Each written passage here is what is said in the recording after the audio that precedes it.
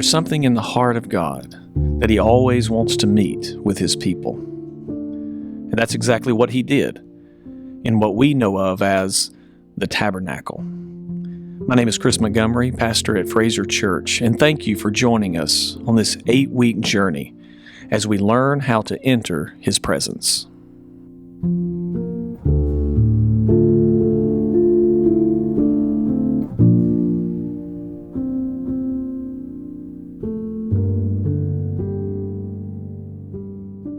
Welcome to day 36 of the Tabernacle, the Holy of Holies. E.M. Bounds once said, "To have God near is to enter into the Holy of Holies." And Billy Graham once said, "Only when we understand the holiness of God will we understand the depth of our sin." Our text for today is Exodus chapter 26, verses 31 through 33. "And you shall make a veil of blue and purple and scarlet yarns and fine twined linen. It shall be made with cherubim skillfully worked into it. And you shall hang it on 4 pillars of acacia overlaid with wood, with hooks of gold, on 4 bases of silver. And you shall hang the veil from the clasps, and bring the ark of the testimony in there within the veil. And the veil shall separate for you the holy place from the most holy." Larry Fogel provides an excellent introduction for this week's devotions as we arrive at the veil in our study of the tabernacle. The holiest of all was the second room of the tabernacle building. It was beyond the holy place in the most inward section of the tabernacle. The holiest of all was the most special place in the entire complex, for it housed the presence of God in the midst of the Hebrew people. In order to access the holiest of all, entrance had to be gained through the veil, the entranceway between the holy place and this most sacred room. Exodus 25 through 27 gives us the dimensions of the most holy place, the Holy of Holies. It was a perfect cube, 15 feet long, 15 feet wide, and 15 feet high. The veil separated people from the presence of God in the Holy of Holies, symbolized by the Ark of the Covenant. Interestingly enough, when we read the last book of the Bible, Revelation, we discover that the New Jerusalem in the 21st chapter is 1,500 miles long, 1,500 miles wide, and 1,500 miles tall. That's from Revelation 21:16. The New Jerusalem, where we will forever worship God in His presence, will also be a perfect cube. Remember what God told Moses that is recorded in Exodus 25, verses 8 and 9.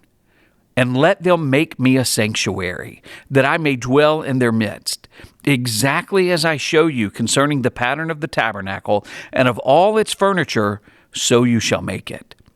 In other words, God told Moses, "When you build this place of worship according to the pattern I gave you, I will come and meet with you in the Holy of Holies."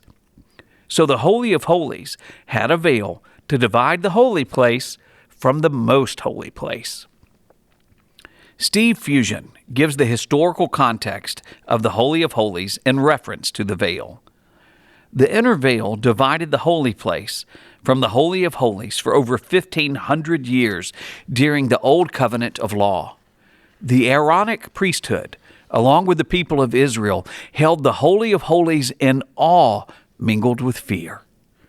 The penalty under the law for any form of violation regarding the Holy of Holies was death. Thus, the Holy of Holies was an unknown and, in some respects, fearsome realm. It was established by God in such a way as to be both mystical and forbidding. No one, except the appointed priest, dared go beyond the veil during the many long centuries leading up to the time of Christ. The natural linen veil hid the mysterious Ark of the Covenant.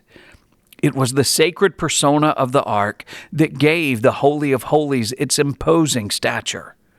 The Ark, veiled from human perception, remained aloof, unknowable, and unapproachable. Thus, the veil symbolized the spiritual condition of humanity during the 1,500 years of the law covenant. It was a condition confined to a natural tabernacle, which functioned according to a strict, dead-letter code of law. As we study the veil, we must remember the Holy of Holies into which it provided entrance. We must also consider the Ark of the Covenant, where God's presence resided, and the barrier of separation displayed through the veil. Some questions to consider. Why is it essential to discuss the Holy of Holies before we can fully understand the meaning of the veil? What do both the holy place and the most holy place, the Holy of Holies, dictate about the holiness and righteousness of God? How does the veil's division describe the reverence and awe we should have when entering God's presence? Thank you for joining us. Have a great day.